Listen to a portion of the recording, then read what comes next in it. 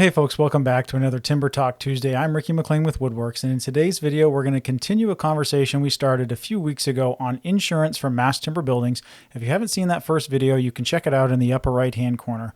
That video was really discussing why do some challenges exist for obtaining insurance for mass timber buildings, and what are some resources that are available to you. I'm going to mention those resources a few times in today's video, but really what we're going to focus on today is how do you make your specific mass timber projects for a specific site more insurable and have the potential of getting better premiums on your mass timber projects. So the first thing that I would recommend on this topic is to really bring everybody together, all of the players that have a specific role in the insurance for your mass timber project, bring them to the table early on and ask them, do you have specific concerns? What is it about mass timber that is causing hesitancy, that's causing higher premiums?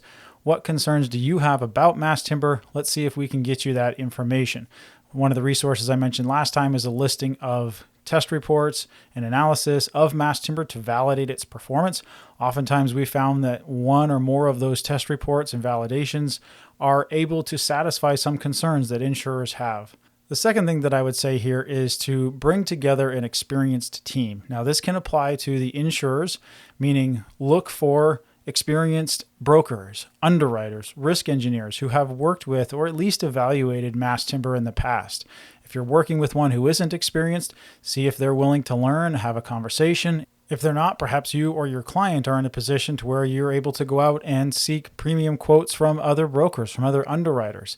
And again, search out those who have experience with mass timber construction. We do have a list of experienced mass timber insurers. Feel free to reach out to Woodworks to talk more about this. Also, another resource on this topic of finding experienced people is the Woodworks Innovation Network, WIN.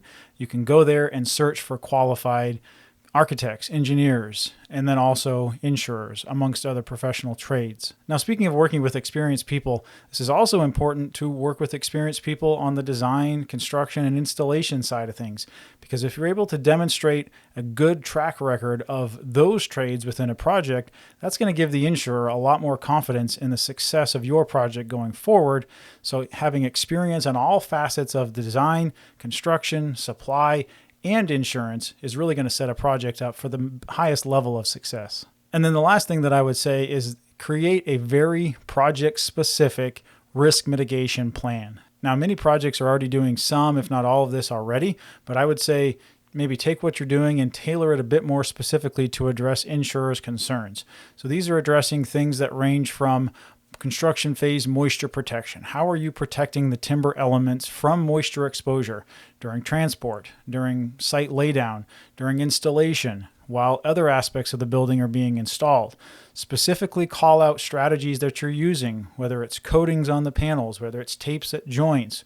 Whatever strategies that you're using to protect the timber elements from moisture is going to give that insurer a much better understanding of how are you planning to protect the timber, help your insurer understand what specific certifications, third-party evaluations, code compliance aspects that your mass timber products have.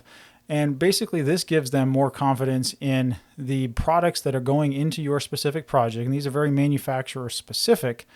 Gives them confidence in knowing that these have been evaluated, vetted, they meet the code requirements, they've undergone testing for fire, for structural performance, for durability, those types of things. Of course, you want to include in this risk mitigation plan site safety measures, so protection for construction fire risks, protection for theft, for arson, protection against civil unrest. What is the response that your project team is going to have in one of those potential events? So clearly laying out what safety measures are in place, whether that's fencing, 24/7 security, hot work permits, all of those things that really go into creating a safe construction site. The more that you can document them, show them to your insurer, and really lay out the steps that your project is taking specific to your site, specific to the fact that it's a mass timber building, again, is going to give them more confidence in knowing that your project is going to be successful. Insurance for mass timber projects has been a challenge. It has been a challenge, though, that we have started to see some great solutions evolve out of. As I mentioned last time, new resources are available. Also, very large underwriters have come out recently and said that they are tailoring programs specifically for mass timber, We found more and more brokers who are willing to understand, learn, insure mass timber buildings. And really what that's doing is kind of raising the tide of all boats in this insurance industry, understanding that mass timber is not going away. It is here to stay. So solving these challenges collectively throughout the industry is really something that we've seen be a success. Woodworks is here to help you. Again, bring us into your project-specific meetings. We can answer these questions, be an aid to you, be an aid to your broker.